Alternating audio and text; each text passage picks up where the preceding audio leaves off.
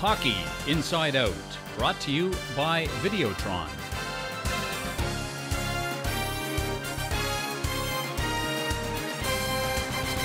Welcome to another episode of Hockey Inside Out. Happy to be joined today by Chris Nilan and Dave Stubbs. Chris, last week you predicted that Canada would play its best game at the Olympics against the United States. You were right. What happened to the Americans? Well, I don't know if they played their best game, but they played well enough to beat the Americans, obviously. What happened to the Americans, I truly believe that some of their big-name players tiptoed through the tulips. You know, they had the opposition against them. That was the best team they played up until that point. It should have been a much better game, I believe, than it was. The Canadians just took it away from them. They didn't give them any room to operate out there. Their offense, they had the best offense up until that point, and the Canadians just snuffed it out. Guys like Kessel, Kane, really were non-factors in that Shut game. out back-to-back games. What do you think, Dave? The thing that I find amazing is that the Americans were one goal from taking Team Canada to overtime and possibly going to the gold medal game, and they come home with nothing. And that's one of the amazing things about Olympic hockey. There is absolutely no safety net. I mean, you win or you go home in a lot of cases, and that's what happened.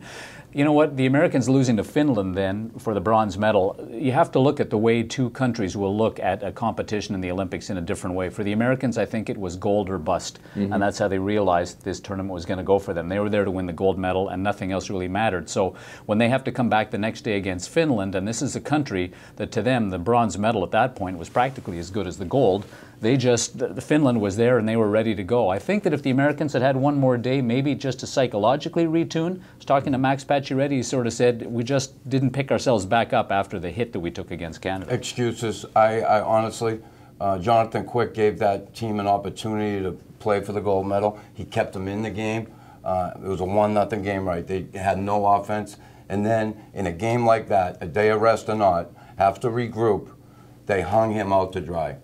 Now, Mike Babcock took a lot of heat before, during the tournament. Chris, did he know something others didn't, or did his McGill lucky tie just result in the goal? No, listen, you know, everybody thought this team would score more than they did. Listen, they had 35 goals in Vancouver. They had 17 in Sochi. Only gave up 3 goals, though. Now, did he know any? That could have went. It didn't. What if it went the other way? We'd be all questioning him now. Oh my God, they didn't score. He couldn't get that team to score. Listen, this team played the best overall the entire tournament, and they deserved to win the gold medal. The big reason they didn't score is Carey Price, right, Dave? Exactly. Yeah, you could put Mike Babcock's job description into one word: win. That's his entire mandate. And he knew going in there, and every player who was going to play for Team Canada in Sochi understood that they would not see the same amount of ice time that they saw in the National Hockey League. They weren't going to be used in the same way. The roles were going to be different. Everyone was going to have to check their ego at the border, and they were going to have to understand they were playing for Team Canada. That's where a guy like PK Subban plays 11 minutes and 41 seconds total in the Olympic Games in his one appearance. I mean, he's not playing the 24, 25 minutes that he would play with the Montreal Canadiens. So, yeah, Price was absolutely off the charts, and it was fascinating to talk to Price and to talk to his goaltending coach Stéphane Waite the day that these guys got back home, because a lot of people thought that this was going to be a crossroads tournament for Carey Price. I don't think that Waite or Carey Price believed that. I think that both of those guys understood that Price is a winner, but he was able to do it on the grandest stage that there is in competitive hockey. Now, PK Subban not playing in Sochi, or not playing much, might be the best thing that could have happened for the Canadians, right, Chris? He's going to be, I think, refreshed and ready to go. Honestly, I think the players who played over there are going to be ahead of the guys who were back here. Come on, you got 16 days off. I don't care how many times they practice. It's difficult to go back and start again here. These first couple games are going to be tough as far as timing, getting back into the physical play, all that stuff. So I think these guys who played over there have an edge on the guys who sat at home. It's funny, though, I talked to Brendan Gallagher just as the Canadians were resuming practice. I said, how did you spend your time during the break? He said, you know, I watched just about every single hockey game. He said, but the thing for me is that I was able to kind of heal up some of the bumps and bruises. And I said, you know what, Brendan, I don't think you'd be able to play on any Canadian Olympic team, because if your shadow crosses a goaltender in the Olympic crease, right? These guys are getting penalized. Well, Brendan Gallagher, rather, is going to be in the penalty box maybe 0.1 second into the hockey game, because that's how he plays the game. Now, Carey Price looked absolutely exhausted on Monday when he met the media. Chris, is that something to be concerned about going forward? He should be exhausted. Played all that hockey, 1. 2, that's a terrible flight. I mean, Afghanistan, 5 times I flew back here, and it took time to catch up again. And it's going to take them some time, but I think he'll be fine down the road. You know, a couple days here, he gets caught up. Again, I think they'll be just fine. It makes sense. The Canadians are going to sit him against the Detroit Red Wings, and then they will likely come back with him against Pittsburgh, in Pittsburgh, and then the Toronto Maple Leafs come to town. So, yeah, the interesting thing that I found, of everything that Carey said to us in the 15 minutes that he spoke with us the morning that he got back from Sochi, he basically said emotionally this was a very trying time. And I think that is one of the key things. The physical is incredible, and the beating up that the body takes, not just playing the physical demands of the hockey game, but, you know, crossing 9 time zones and having to get yourself organized from that again. The fact that he was in such of an emotional cauldron as he was, Carey Price is going to need a little bit of time to step away from that, and I think he will take the 2 days rest that he was given and try to refocus a little bit. And knowing Price, the fact that the most important thing to him is the next shot, and then the shot after that, then the shot after that. He is so singularly focused that now I'll bet you that Sochi is long out of his mind, and all he's thinking about is the Montreal Canadiens and carrying them toward the playoffs. There was a lot of talk about what a great teammate PK was over in Sochi. You know him a little bit. I'm not surprised by that. No, you know, he is a great teammate. He's fun. He's got great character. Listen, he gets the knock of being selfish and, oh, I carry the puck all the time. And listen, the best thing for him, as far as not playing, was that he had to keep his attitude in check. He had to be a good teammate. He was a good teammate, and that was so important. I think he showed everybody that.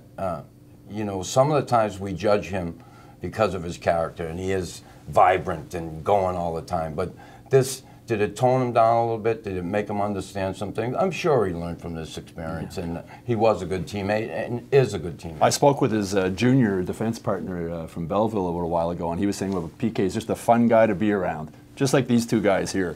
We'll be right back after a short break.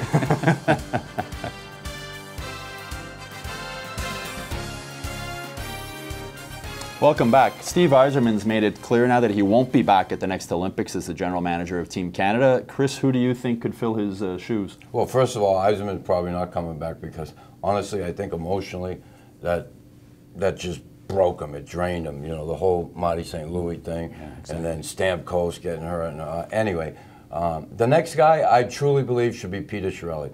Peter Chiarelli is more than capable. He's done an amazing job in Boston as far as keeping the identity of that team and also winning. Not losing the identity of the old Boston Bruins. They still have that identity, and they're able to win with that identity. And that's the most important thing. He's drafted well. He's traded well. I think he's just a really astute hockey man. I'd put my hand up for Ken Holland in Detroit. And I know that Ken Holland doesn't necessarily have the star quality or the marquee value, but he has built a tremendous organization in Detroit. And you look at the Detroit Red Wings top to bottom, yes, they're having their struggles this year, but historically Holland has done a tremendous job. Whether or not, again, you have the marquee value with a guy like Kenny Holland, who is not going to light you up with great quotes or is not necessarily going to be the most quotable guy when it comes time to sitting down in front of the Canadian public and the media. I still think that a guy like Holland would have a great deal of support across the National Hockey League and through the PA to build the right team. 4 years is a long time. You wonder if Marc Bergevin could possibly be in that picture when we get to there. No.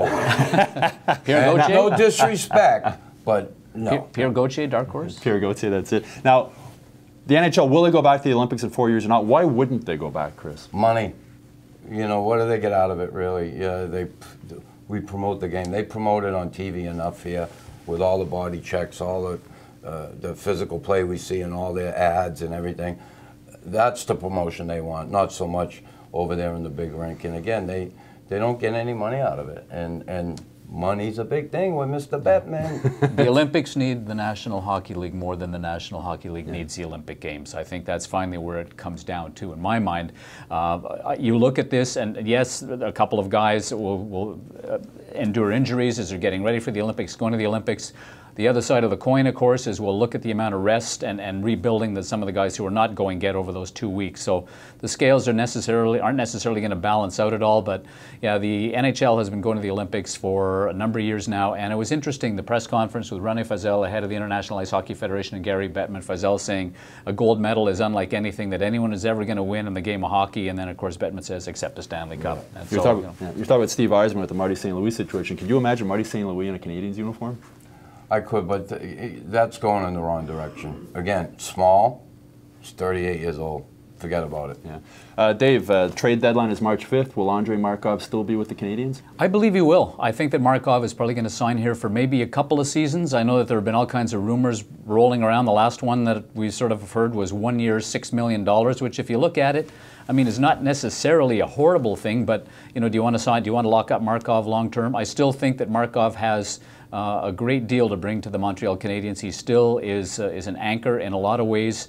He is an incredibly poised guy on the blue line. Yes, the Canadiens have some blue line talent coming up, but I think we've also seen in the last little while that there aren't necessarily a lot of guys on the farm who are ready to step in immediately. Maybe they're a year away, and maybe if Markov signs for a year, that gives the Canadiens the time that they need to buy to get those guys ready. Is he going to sign for a year, though? I don't think so. That's I mean, true. He wants that.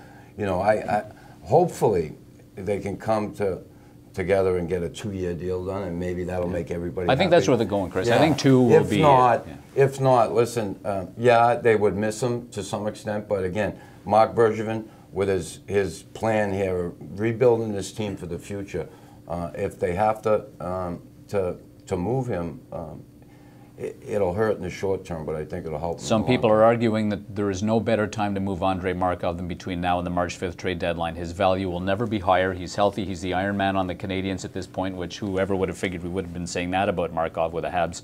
But I mean, he's a guy who probably is going to get you some good stuff. There's some people who are saying he'd get you a first-round pick. I don't believe that, but I mean, he'll get you something.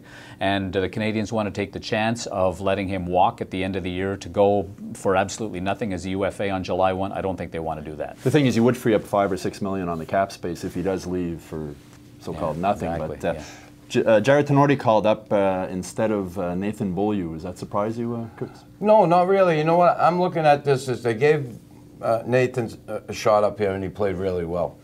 They're bringing him in now, and he's going to do his little thing here with the Habs and hopefully show that he belongs here.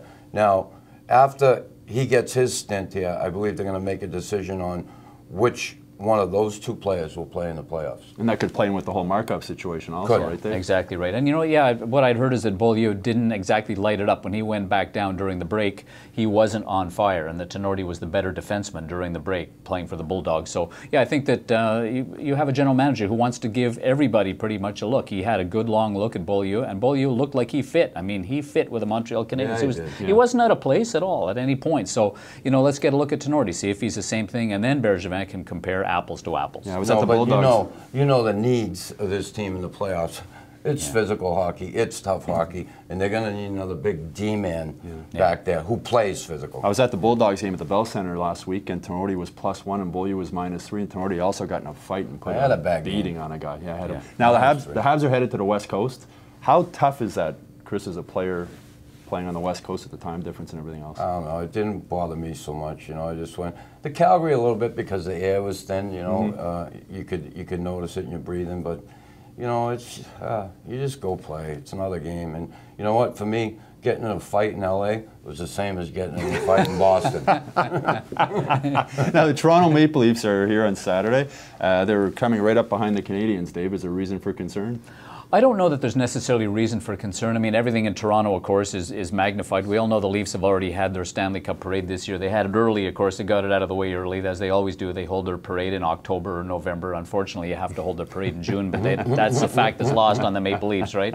I don't think so. I think that the Canadiens now will get a good, hard look at what they have to move forward. And it's interesting. The Habs have 2 practices at the Bell Center. Everything else is in Brossard. Their next one at the Bell Center is the 11th of March, and that will be for the second team photo, the official one, and that's going to be the team that they will have after the trade deadline, and that'll be the club that'll be moving forward. No guarantees yet about the playoffs. The Habs look good for the playoffs, but nothing is guaranteed. Anything can happen in the next few weeks. Saturday night, Hockey Night in Canada, Leafs versus Habs, doesn't get much better than that. That's it for this week's show. We'll be back next week with another show, and it'll be after the trade deadline, and we'll see what the Habs have done.